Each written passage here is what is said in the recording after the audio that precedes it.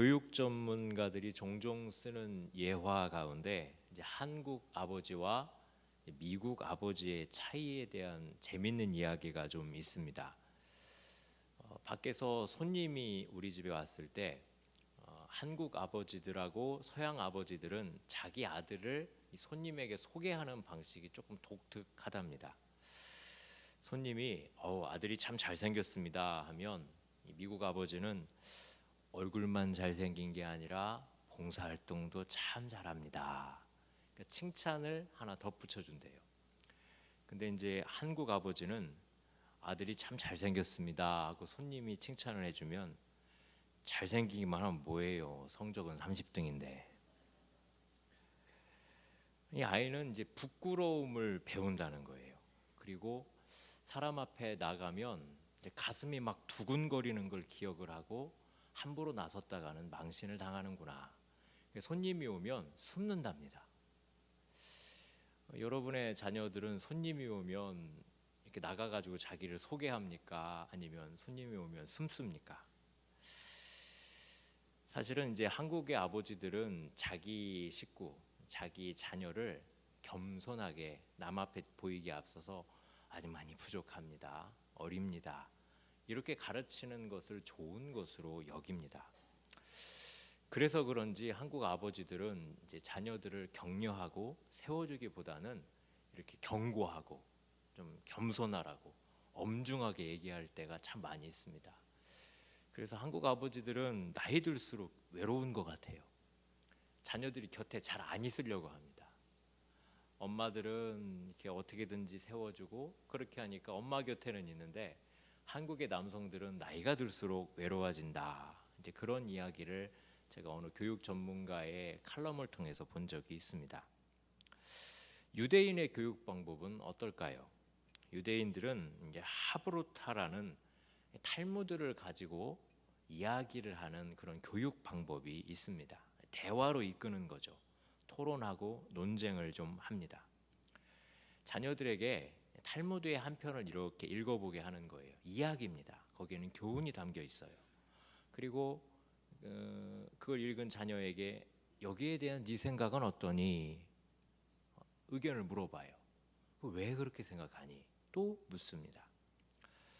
유대인들의 자녀 교육 방법에는 뭐 지시, 강요 이것이 아니고 자녀들과 대화를 통해서 생각의 힘을 길러주게 하는 포인트가 거기 있습니다. 유대인들은 자녀를 바라볼 때 내가 가르쳐줘야 되는 백지 상태에 아무것도 모르는 아이다 이렇게 여기지 않고 이미 하나님께서 이 자녀들의 심성과 유전자 안에 선함과 위대함을 숨겨놓으셨다. 그래서 교육이란 이 하나님이 숨겨놓으신 선함과 위대함을 드러내는 작업이다라는 이해와 그 전제하에 교육이 시작됩니다. 그래서 무슨 말을 하든지 그거 참 좋은 생각이다. 어떻게 그렇게 생각할 수가 있니? 이야기를 해줍니다. 저도 사실은 저희 아이들한테 제가 스스로 발견하게 된 잘못 중에 하나가 정답을 막 얘기하려고 해요. 그리고 가르쳐 주려고 하는 그 어떻게 생각하면 조급증과 중독이 있습니다. 정답을 딱 해주고 이게 답이야. 그러니까 효율적으로 생각을 하라고 이렇게 강요할 때가 없지 않습니다. 그 아이가 어떻게 생각하는지 그리고 왜 그렇게 생각하는지 그리고 나한테 한번 그걸 설명해 봐라. 이러한 기다림과 인내를 참 우리는 모릅니다. 한국 사람이고 그리고 저도 그런 교육을 받았고 저도 모르게 그러한 교육을 하고 있는 것을 발견을 합니다. 묻고 인정하고 격려해 주는 경청해 주는 부모 참 이런 부모가 우리에게 참 필요하고 저도 그렇게 돼야 되고 우리 모두가 좀 바라야 될 것 같습니다. 여러분 한 해를 마무리하는 12월입니다. 한 해를 좀 돌아보면서 잘한 것이 많습니까? 잘못하신 것이 많습니까? 예? 부정적인 것을 생각하게 되면 가슴이 답답하고 스스로 낙심하게 됩니다. 근데 반대로 좀 잘한 것을 생각하고 긍정적인 것을 생각을 하면 작지만 의미 있는 일, 그 많은 잘못된 실수 속에서도 그나마 한두 개 잘한 밝은 부분들, 그걸 생각하게 되면 그래도 1년 동안 내가 좀 잘한 것 같네, 내 마음에 밝음이 좀 이렇게 생깁니다. 그러면서 다른 사람을 향해서도 잘한 거 한번 생각해봐 하고 얘기를 하다 보면 분위기상 한국 사람들은 분위기에 굉장히 휘둘리는데 그런 그럭저럭 2014년 잘 살은 것 같다라는 그런 마음이 듭니다. 여러분, 물론 반성을 해야겠지만 후회가 더 좋을까요? 그래도 긍정적이고 격려하고 자부심을 갖는 게 더 좋을까요? 후회하는 게 좋은 것 같습니까? 좀 긍정해 주는 게 좋은 것 같습니까? 저는 인생을 좀 살다 보면 발견하는 것 중에 하나가 내가 잘못한 것들, 지나간 것들, 그런 것을 생각하면서 스스로를 낮게 여기고 그리고 자책하는 것보다 차라리 그 모든 것들 가운데에 교훈을 빨리 발견하고 단순하게 하고 그리고 쉽게 그것을 넘어가 버리는 것이 더 좋을 때가 있는 것 같습니다. 제가 그래서 인터넷에 사람을 변화시키는 것이 무엇일까 여러 가지 것이 있습니다만은 격려가 사람을 변화시킨다는 그 조언들을 좀 많이 찾아냈습니다. 그래서 어떤 격려를 해줘야 되나 짧습니다. 그리고 단순해요. 10가지가 쭉 나와 있어요. 여기서 제가 소개해드린 거 적지 않아도 인터넷만 검색을 해보셔도 사람을 변화시키는 10마디의 격려, 이런 얘기가 많이 있습니다. 거기는요 이렇게 얘기합니다. 네 탓이야 절대 하지 않습니다. 다 내 탓입니다. 상대방이 안심을 해요. 내 탓입니다. 미안합니다. 할 수 있습니다.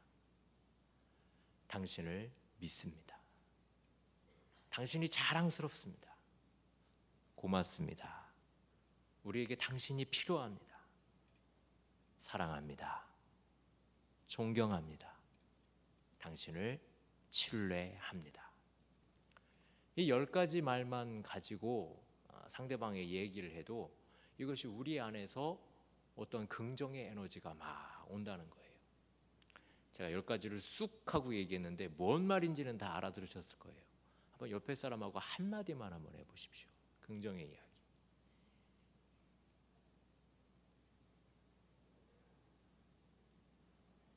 벌써 웃잖아요. 안 하면 안 생깁니다. 해보셔야 합니다.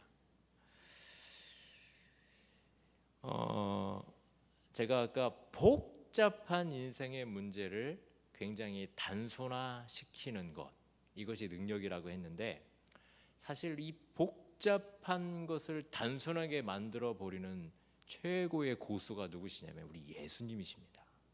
예수님이세요.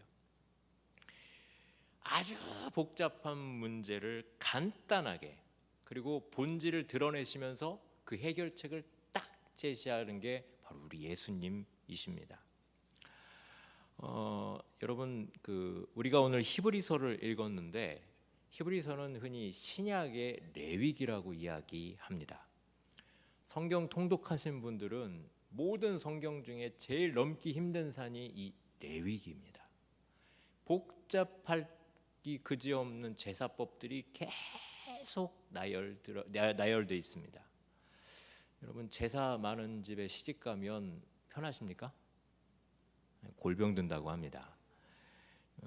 옛날 우리 유교 전통에서 조상님께 드리는 제사가 사실 아무리 복잡해도요 레위기만큼 복잡하지는 않습니다.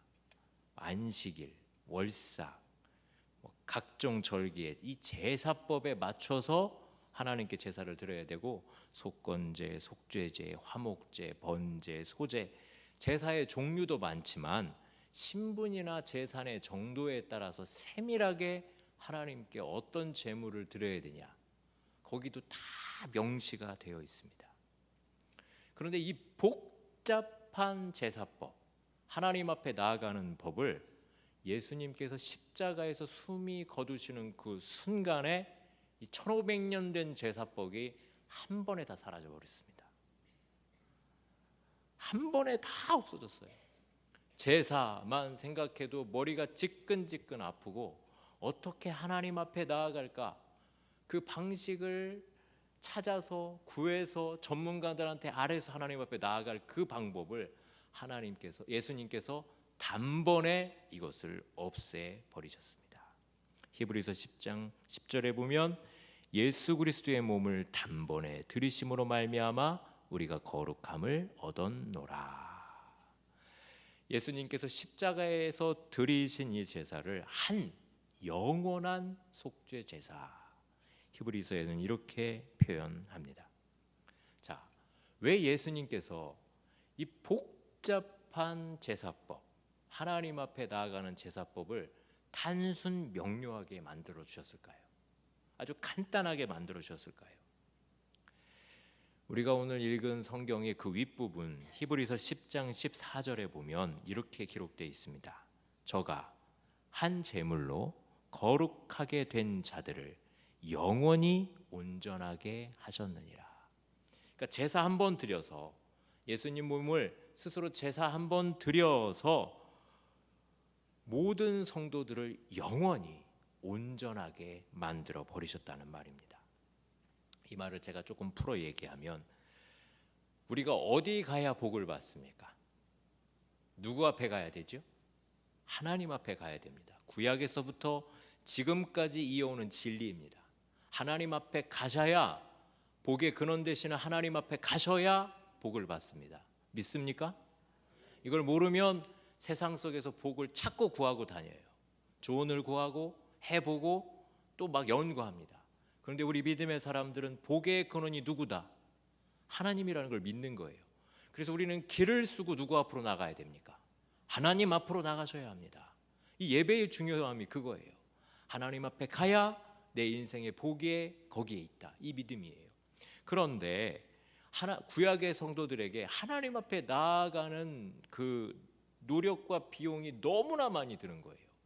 제사 방법이 복잡하니까 하나님 앞으로는 가야 되겠는데 비용도 많이 들고 방법도 복잡해요.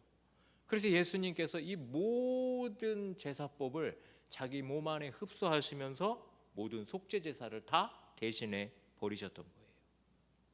그래서 예수님을 믿는 자마다 이 모든 것이 다 완벽하게 구비됨으로 하나님 앞에 나아갈 때 완전해지는 거예요. 이걸 믿으십니까? 누구를 믿기만 하면? 예수님 믿기만 하면. 예수님의 십자가가 없었더라면, 여러분 정말 이게 정말 번제단을 이렇게 형상화한 거거든요. 여기에 계속 고기 타는 냄새가 나는 겁니다. 고기가 쌉니까 비쌉니까? 비쌉니다. 한 근에 비싸잖아요. 재산에 따라서, 죄의 정도에 따라서 끊임없이 하나님께 고가의 고기를 드려야 되는 걸 예수님께서 이 모든 것을 단번에 하셨어요. 그래서 히브리서 10장 18절에 보면 우리가 읽은 절의 19절이 바로 위에 있습니다.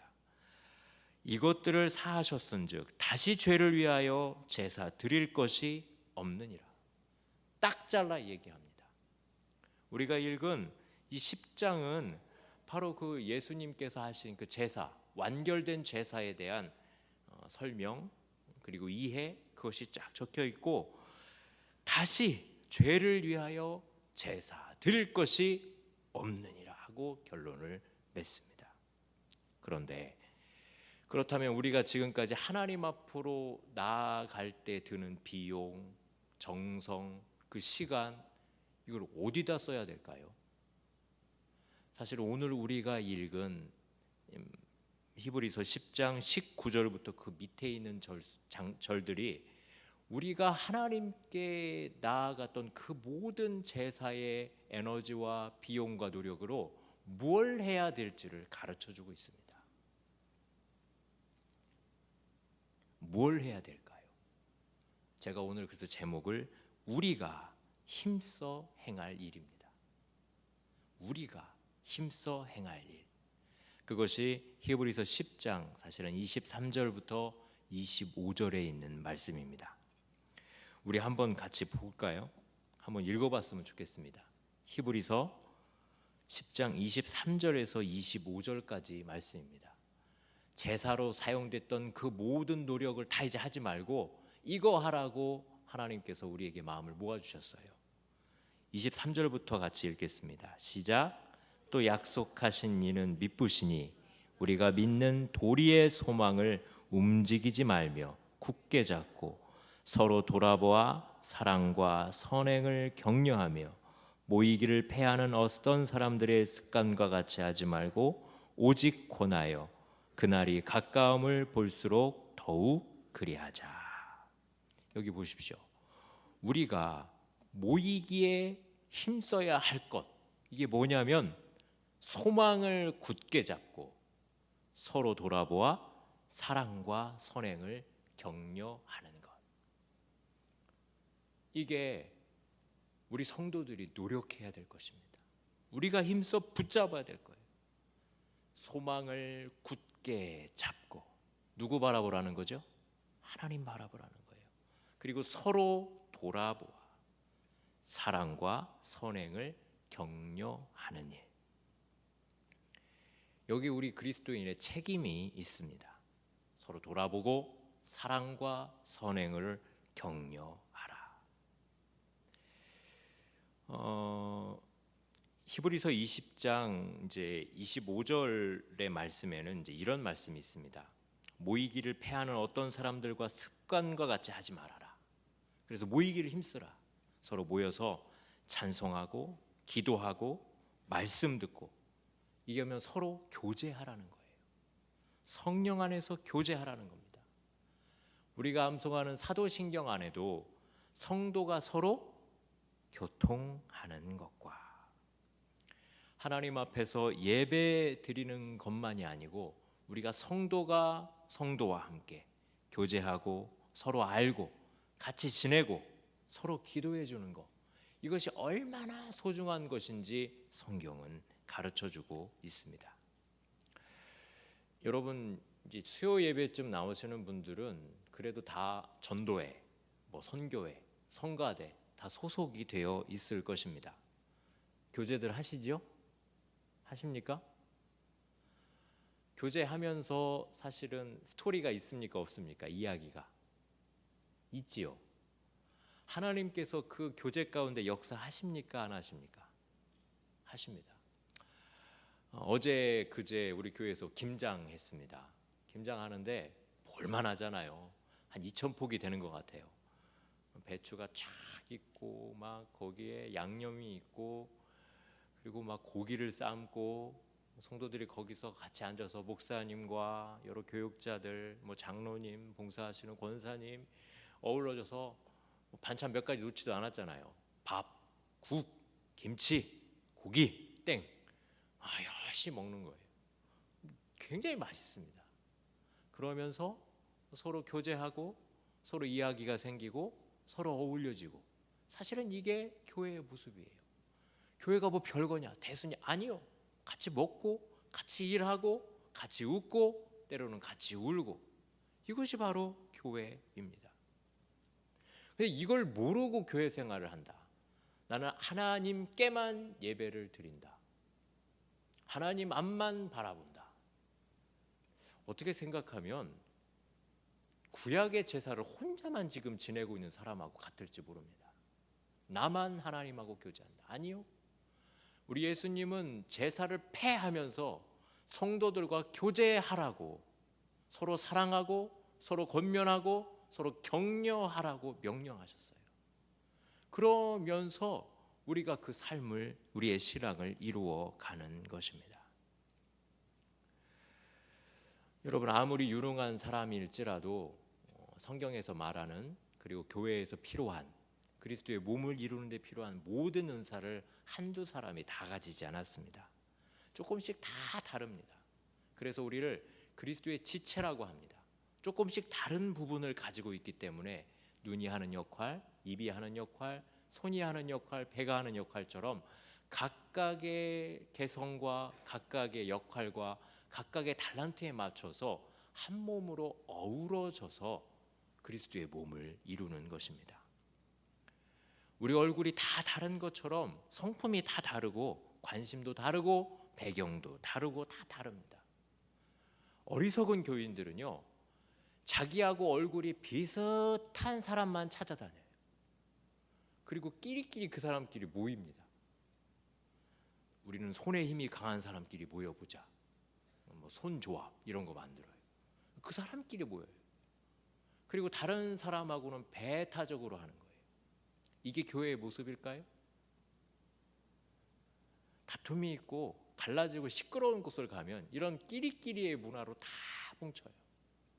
서로 사랑하고 뭐 서로 격려하고 서로가 서로의 연약함을 채워주는 그것보다는 그냥 너와 내가 같느냐 다르느냐, 나하고 똑같은 생각을 하느냐 안 하느냐, 내 생각과 맞느냐 안 맞느냐, 맞으면 우리 편, 맞지 않으면 적.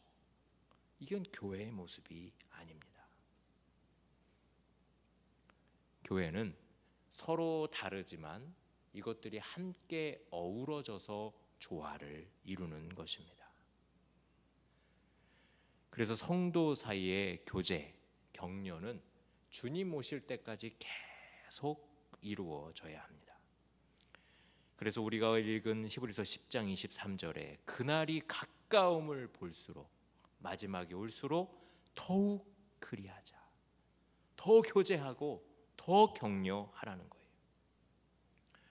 여러분, 히브리서가 쓰여진 이 시기는 예루살렘의 거의 멸망 직전입니다.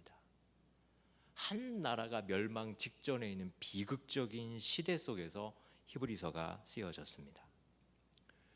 세상이 종말론적인 시간 속에 가고 있는 거예요. 야, 이제 세상이 끝날 것 같다. 이 사회가 곧 망할 것 같아요. 여러분, 세상이 어렵고 힘들면 믿는 자들도 고난을 받습니다. 고난이 심하죠. 그 속에서 성도들에게 서로 사랑하고 서로 권면하고 서로 교제하십시오. 이것이 우리의 예배를 완성시킵니다. 히브리서의 기자는 그렇게 성도들에게 이야기하고 있습니다. 여러분, 우리는 잘 알고 있습니다. 성경에 고난당하는 사람들이 많이 나옵니까? 축복받고 잘 먹고 잘 산 사람들이 많이 나옵니까? 여러분들 위로받을 때 잘된 사람 이야기를 들을 때 위로받습니까? 고난당한 사람들 이야기를 들을 때 위로받습니까? 우리가 읽은 히브리서 10장 후반절에 이제 10장을 넘기면 11장에는 이제 믿음장입니다. 믿음장에 수많은 믿음의 사람들이 나와요. 믿음의 사람들이 나오는데 이 사람들이 어려운 일들을 많이 적어놨을까요? 잘된 일들을 많이 적어놨을까요? 배척받고 수모당하고 고난당하고 죽은 일들을 많이 적어놨을까요? 축복받고 잘되고 성공한 일을 많이 적어놨을까요? 믿음으로 고난당한 얘기를 더 많이 적어놨습니다. 다윗도 시편 23편에 사망의 음침한 골짜기를 다녔고, 요셉도 억울한 누명을 쓰고 13년을 고생했습니다. 다니엘은 어떻습니까? 다니엘은 그의 원수들이 다니엘을 잡으려고 파놓은 그 함정과 같은 곳을 습관을 쫓아서 기도함으로 그냥 돌파했습니다. 이 히브리 서신을 받은 사람들은 사실 예수님 증거하다가 옥에도 갇히고 재산도 몰수당하고 가족들이 뿔뿔이 흩어졌습니다. 그 사람들 향해서 누군가 히브리서를 통하여 그 사람들을 위로하고 권면하고 이 어려움의 시기에 여러분들은 이렇게 하십시오 하고 주어진 책이 히브리서입니다. 재산을 뺏기면 영원한 부가 하늘에 있음을 바라보십시오. 여러분들의 담대함을 버리지 마십시오. 그러면 큰 상을 받을 것입니다. 저는 히브리서 10장 35절을 이렇게 바라봅니다. 너희 담대함을 버리지 말라. 이것이 큰 상을 얻게 하느니라. 여러분, 신앙인이 용기를 잃어버리면, 이 담대함을 잃어버리면 굉장히 구차해집니다. 믿음의 사람이 믿음을 잃어버리면, 믿음의 사람이 용기가 아니고 살려고 한다면 그 삶이 굉장히 구차해지고 구질구질해집니다.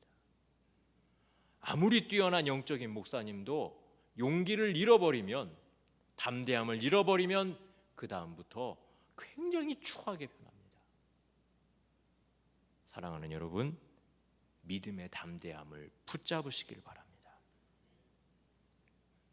여호수아서의 여호수아에게도 우리 주님은 강하고 담대하라고 얘기합니다. 무언가를 얻으려면, 하나님의 나라의 무언가를 잡으려면 강하고 담대해야 합니다. 전쟁터를 나가는 군인들이 군가를 부릅니다. 군가를 왜 부를까요? 심심하니까요? 발 맞춰 가려고 부를까요? 군가 불러본 사람들은 압니다. 군가를 부를 때 마음속에서 용기가 생깁니다. 전쟁터를 나갈 때 얼마나 무섭겠어요. 근데 군가를 부르면서 내 마음속에 용기가 생기는 거예요. 여러분, 우리가 찬송을 왜 부르지요? 즐기려고 부릅니까? 재밌으려고 불러요? 찬송 부를 때에 우리 마음속에 믿음과 용기가 생기는 것입니다. 그러니까 집중하고 부르셔야 돼요. 예배 시간 종 땡 쳐서 사실은 예배의 시작이 아니라 그 예배를 준비하는 믿음의 찬송을 부르는 거기서부터 우리의 마음을 붙잡고 들으셔야 됩니다. 찬송 부를 때부터 마음을 잃어버린 교인은 믿음도 용기도 어디 가서 찾겠다는 건지 모르겠어요. 원체 강하면 모르겠습니다. 원체 나는 믿음이 강하고 원체 나는 용맹하다. 그게 아니라면 여러분, 찬송하면서 찬송 중에 거하시는 하나님의 영광 안으로 들어가시길 바랍니다. 사랑하는 여러분, 어떻게 용기 있을 수 있습니까? 어떻게 담대할 수 있습니까? 우리가 담대할 수 있는 것, 용기를 갖는 것, 다른 것 의지해서가 아닙니다. 오직 하나님만 의지할 때입니다. 저는 여러분들이 그 단순한 믿음을 가지시기를 바랍니다. 하나님 의지하는 사람 두려움 없습니다. 단순합니다. 그리고 사실은 우리 그 믿음을 가지고 나도 약하기 때문에 옆에 사람을 그렇게 격려하고 권면하는 것입니다. 우리가 세상을 살면서 감당치 못할 시험 당할 때가 정말 있습니다. 시험 받죠. 겪고 헤쳐나가기 원해도 마음처럼 되지 않을 때가 있습니다. 여러분, 그때에 무엇로 그 시험을 이겨내시겠습니까? 뭘로 이겨내시겠습니까? 하나님 저에게 지혜를 주셔서 지혜로 이겨내게 해주세요. 하나님 저에게 수완을 주셔서 수완으로 이겨내게 해주세요. 뭘로 여러분 이겨내시겠습니까? 믿음으로 이겨내시길 바랍니다.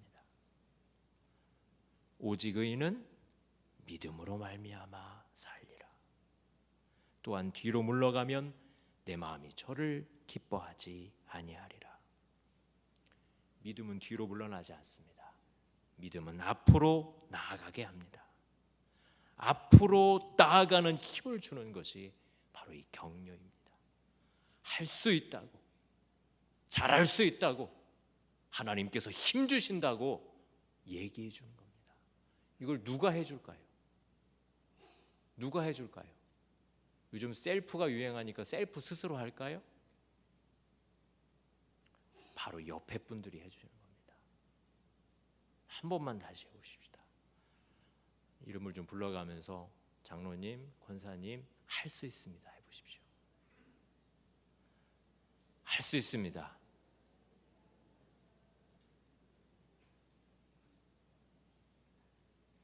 정말 될까? 내 마음속에서 믿음의 갈등이 있어요. 정말 될까? 근데 누군가가 할 수 있습니다. 좀 더 깊게 들어가면 하나님께서 제게 응답하셨는데 할 수 있대요. 그러면요 막 귀가 번쩍 열려요. 하나님께서 저 사람을 통해서 나에게 할 수 있다고 하셨다. 굉장한 힘과 능력이 생깁니다. 교회에서 성도들이 해야 될 말들이 이런 말들입니다. 할 수 있습니다. 당신은 할 수 있습니다. 우리 안에 이 격려가 넘치셔야 돼요. 이 힘이 넘쳐야 세상에 들어가서 세상에서 소망 잃어버리고 어디로 갈지 모르는 사람들한테 할 수 있다고 얘기해 줄 수 있는 거예요. 안 돼, 못해, 어떻게 그렇게 해? 아니야, 오늘 내부터 안 되게 돼 있어. 게임이 안 돼. 어디서 많이 들어본 소리 같지 않습니까? 안 돼, 우리는. 이스라엘 백성들이 가나안 땅에 정탐하러 12명을 보냈을 때 안 돼, 우리는 안 돼, 절대 안 돼. 10명이 그 말을 했습니다. 안 된다고 이야기했어요.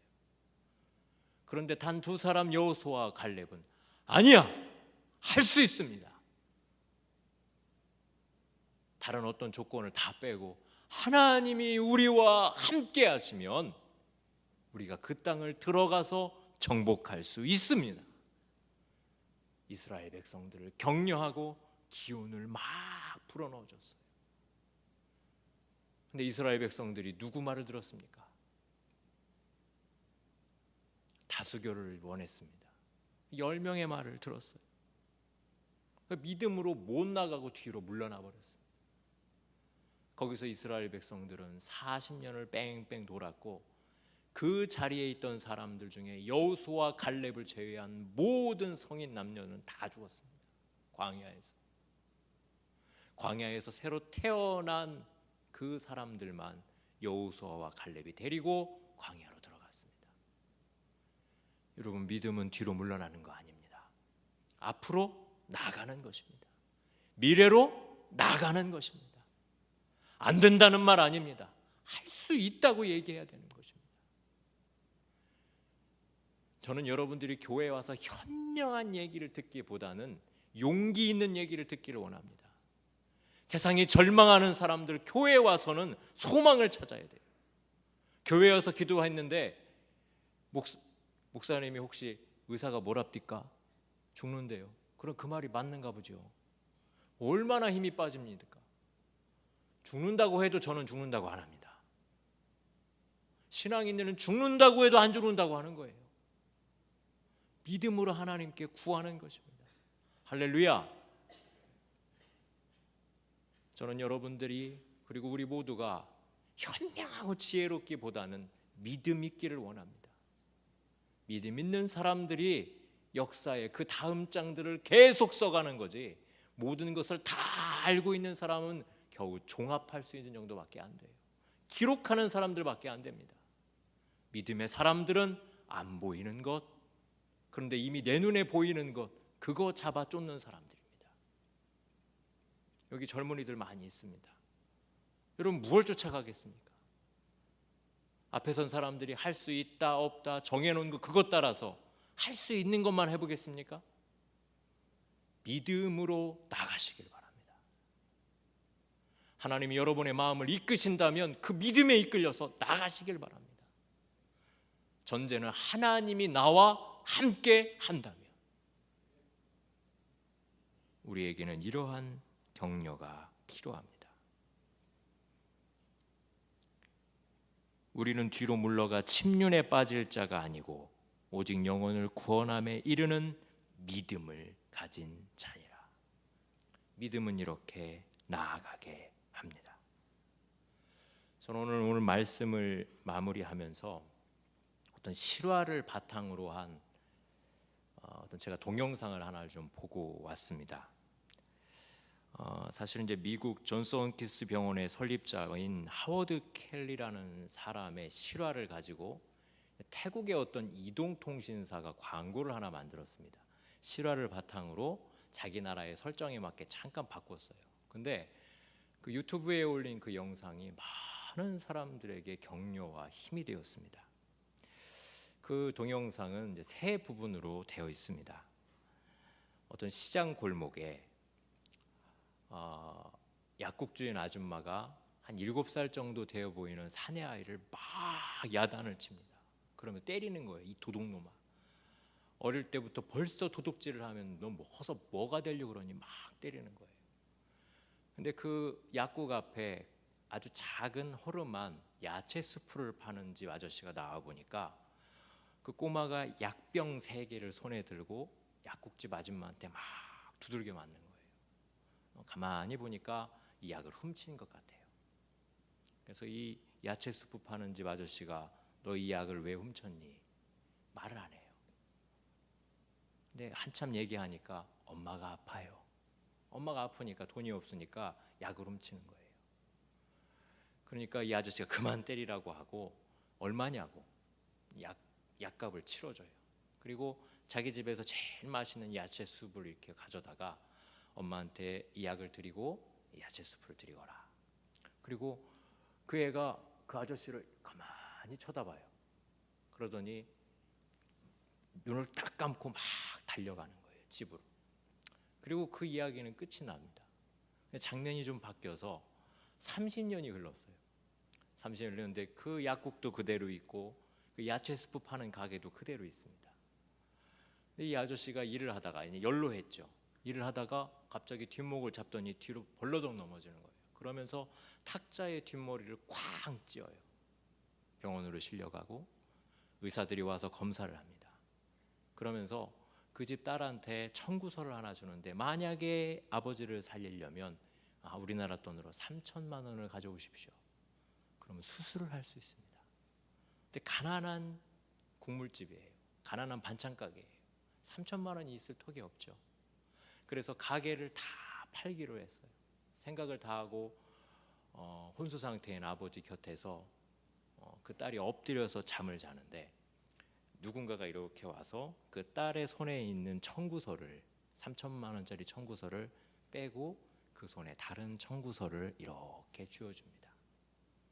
그 딸이 깨어나서 이 청구서를 이렇게 보니까 수술 비용이 잠들기 전에는 3천만 원이었는데 깨어나서 보니까 0원이에요. 그리고 그 밑에 이렇게 적혀 있습니다. 모든 치료비는 30년 전에 약 3병의 약과 그리고 야채 수프 한 그릇으로 다 지불됐습니다. 그리고 장면이 이렇게 바뀌는데 어떤 의사 한 명이 한 30대 중반쯤 되는 의사가 그 환자의 엑스레이 사진을 계속 들여다보는 거예요. 이게 누굴까요? 어릴 때 엄마의 약을 훔쳤던 그 아이예요. 근데 저는 언제나 그런 걸 볼 때 거기서 말하는 대사, 지문이 아니라 다른 거를 제가 막 봐요.